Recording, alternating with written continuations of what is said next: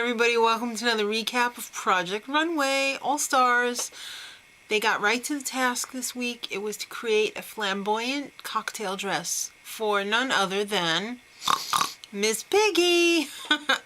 Alright, I never liked Miss Piggy, I'm sorry. Until more recently, when I was a kid, I always thought she was so selfish and just annoying. I don't know.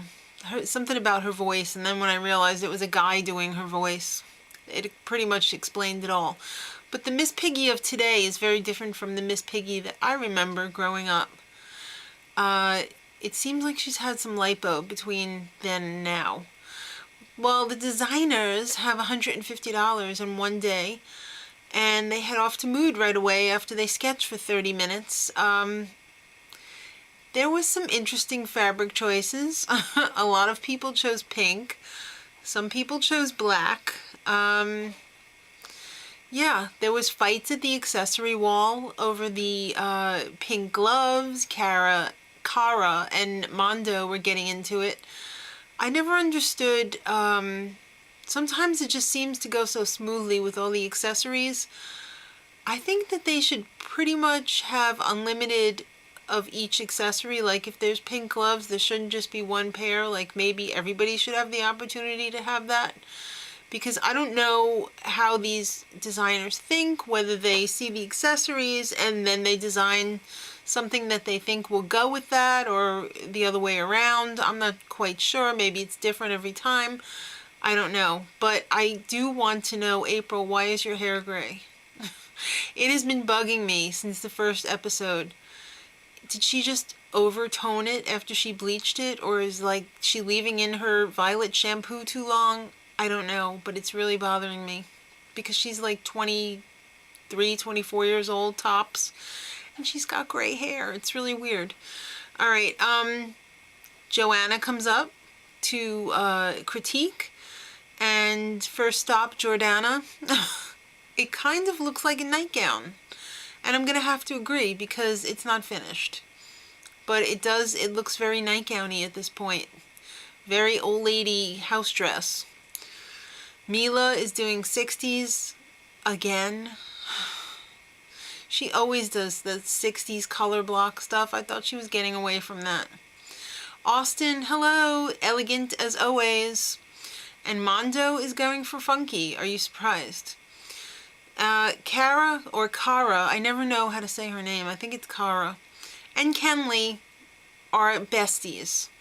And it's really starting to get on my nerves because I really cannot stand Kenley. She drives me crazy.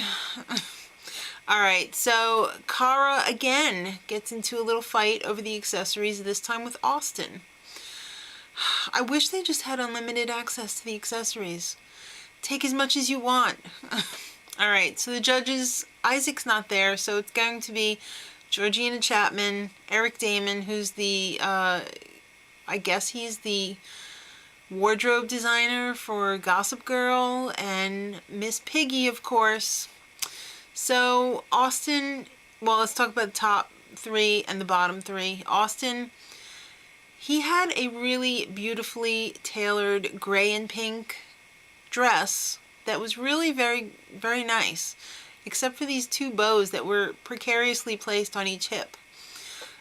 The way he described his dress when Joanna came around, I thought, oh my god, this looks so amazing in my mind. I was picturing like a January Jones type sheath dress with a big bow in the back that would be gorgeous, but that's not the way it turned out in real life. So I was kind of disappointed with his. Rami had this hideous polka dot flouncy dress. They thought it was flirty and fun. I think it just looked so summery and over the top and not red carpet flamboyant at all. I didn't think it was worthy of a red carpet. I thought it was too casual. Jordana, she ended up not making a horrible dress, I didn't think. It was pink and flowy and pretty, but pretty wasn't good enough for them. They thought that it was too understated, and I thought it was a little bit youthful for Miss Piggy. She's no spring chicken or spring pig, whatever.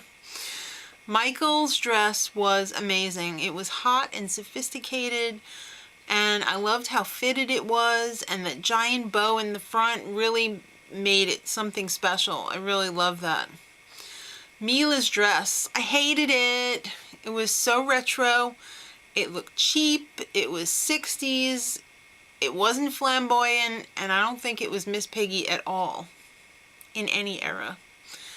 Kenley, I can't believe she was actually in the top.